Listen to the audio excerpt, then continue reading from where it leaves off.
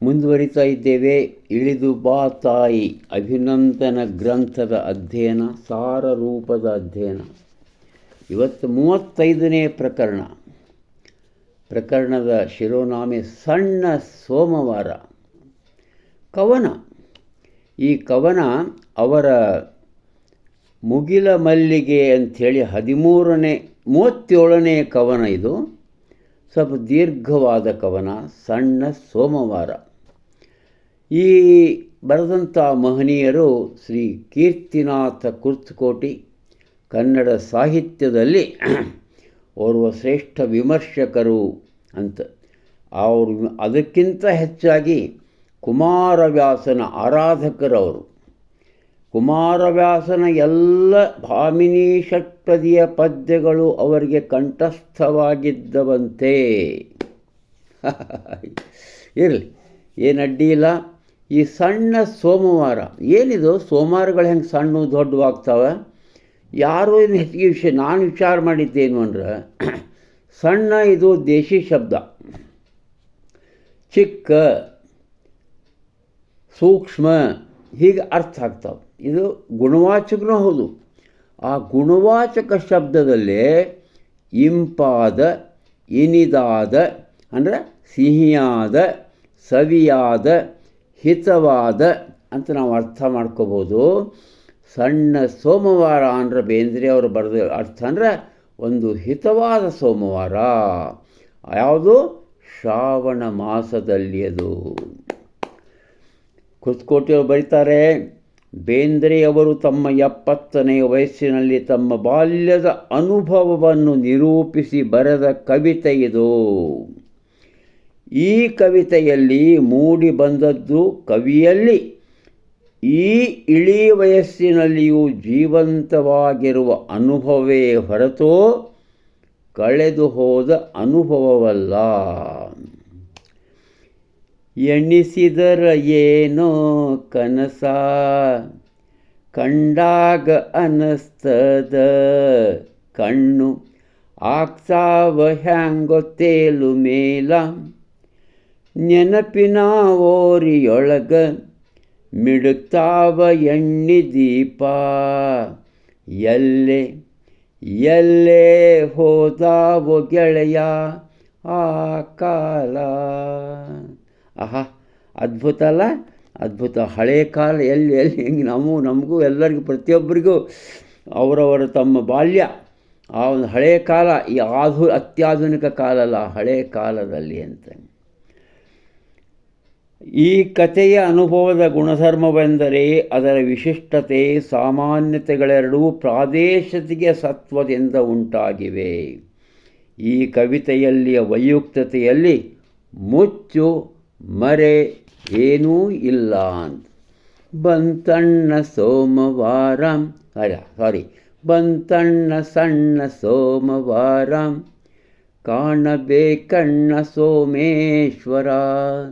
ಅಲ್ಲಿ ವಿದ್ಯಾಗಿರಿಯನ್ನು ದಾಟಿ ಆವಾಗಿನ ಕಾಲಕ್ಕೆ ಘನಘೋರವಾದ ಕಾಡಿತ್ತು. ಆ ಕಾಡಿನೊಳಗೆ ಕಾಲ್ದಾರಿತ್ತು. ಆ ಕಾಲ್ದಾರಿ ಅಥವಾ ದಾರಿಯಾಗ ಹಾಸಿ, ಆ ಗಿಡ ಮರಗಳ ನಡುವೆ ಹಾಸಿ ಅಲ್ಲಿ ಒಳಗೆ ಹೋಗ್ತಿದ್ವಿ. ಅದು ಇವತ್ತಿಗೂ ಇದೆ. ಆ ಸೋಮೇಶ್ವರ ದೇವಾಲಯ ಸ್ವಲ್ಪ ಇಂಪ್ರೂವ್ ಆಗಿರಬಹುದು, ನಾನು ಇತ್ತಿತ್ತಲಾಗಿ ನೋಡಿಲ್ಲ, ಆವಾಗ ಹಳೆಯ ಕಾಲಕ್ಕೆ ನೋಡಿದ್ದೆ ನಾನು. ಹಾದಿಗುಂಟ ಚೆಲ್ಲಾಟ, ದಾರಿ ಉದ್ದ ನೀರ್ನೋಟ, ಹಸರಾಣಿ ಬನರಾಣಿ ತ್ವಾಟ, ಅತ್ತ ಏರಿ ಇತ್ತವಾರಿ ಗುಡ್ಡ ತೆಗ್ಗು, ನಡುವೆ ಕೆರಿ ಸುತ್ತಮುತ್ತು ಪಯರಿನ ಮಾಟ. ಹೆಂಗಿತ್ತು ಆವಾಗಿನ ಕಾಲಕ್ಕೆ ಅಂಥೇಳಿ ವರ್ಣಿಸಿ ಅಲ್ಲಿ ನಡು ರೈಲ್ವೆ ಹಳಿ ಹಾಕಿದ್ದರು. ಗೂಡ್ಸ್ ಗಾಡಿಗಳು ಬರ್ತಿದ್ವು. ತಗ್ಗಿನ್ಯಾಗ ಗಿಡದ ಗುಂಪು, ಹೊಂಡದ ನೀರು ತಂಪು, ದೂರಿಂದ ಕಂಡರು ಸೊಂಪು. ಇವರೊಬ್ಬರೆಲ್ಲ ಸಾಕಷ್ಟು ಜನ ಹೋಗ್ತಾಯಿದ್ರು ಸೋಮವಾರ. ಆ ಸಣ್ಣ ಸೋಮವಾರ ಅಂದರೆ ಶ್ರಾವಣ ಸೋಮವಾರಕ್ಕೆ ಸಾಕಷ್ಟು ಜನ ದೂರದಿಂದ, ಧಾರವಾಡದವರಷ್ಟೇ ಅಲ್ಲ, ಹಳ್ಳಿ ಜನನೂ ಬರ್ತಿತ್ತು, ಭಜನಿ ಮ್ಯಾಳ್ಗಳು ಬರ್ತಿತ್ತು. ಆವಾಗ ಭಜನೀಯ ಮ್ಯಾಳದ ಧನಿ, ಅಲ್ಲ ದೂರ ಅಲ್ಲ ಸನಿ, ತುಳ್ಕ್ಯಾಡ ಸಾವ ದಿಕ್ಕು ದಿಕ್ಕು, ತಪ್ಪಿ ಉಳಿದ ಕೋಗಿಲ ನಡುವೇನ ಕೂಗ್ತಲ, ನಡುವೇನ ಕೂಗ್ತದ ಶ್ರಾವಣದ ಝಡಿಯೊಳಗೆ ಸಿಕ್ಕು. ಹರ ಹರ ಮಹಾದೇವ ಈಸಾಡ ತಾವ ಜೀವ, ಮಾನಸ ಸರೋವರ ಹೊಕ್ಕು. ಹಿಂಗೆ ಆ ಕವನನ್ನು ಉದಾಹರಣೆ ಮಾಡ್ಕೋತ ಹೋಗ್ತಾ ಇದ್ದಾರೆ ಇವರು. ಜೀವನದ ಆಧಾರ ಶ್ರುತಿ ಎಂದರೆ ನಂಬಿಕೆ. ಮುಂದಿನ 2 ನುಡಿಗಳಲ್ಲಿ ಬಾಲ್ಯದ ಆಸ್ತಿಕತೆಯ ಅನುಭವದ 2 ಮುಖಗಳು ಕಾಣುತ್ತವೆ. ಗರ್ಭಗುಡಿಯೊಳಗೆ ಲಿಂಗ, ನಿದ್ದಿಯೊಳಗ ನೋಡಿದಾಂಗ, ಕಣ್ಣು ಮುಚ್ಚತಾವ ನಮೋ ಎಂದು. ಗವಿಯೊಳಗಿನ ದಾರಿ ಹರದಾರಿ ಹರದಾರಿ, ಮಿಂಚಿತ್ತು ಚಂದ್ರಕ್ವಾರೇ ಒಂದು. ನಿಂತ ಮೈಯಾಗಿ ಕಂಬ ಸೂರ್ಯಾವ ಜಂಬಗಿಂಬ, ಹಿಡಿದಾನ ಕೈಯ ಶಿವನೇ ಬಂದು. ಅಷ್ಟೊಂದು ಭಕ್ತಿ ಪರವಶರಾಗಿ ಬಿಡ್ತಿದ್ರು ಕಾಣಿಸ್ತದೆ.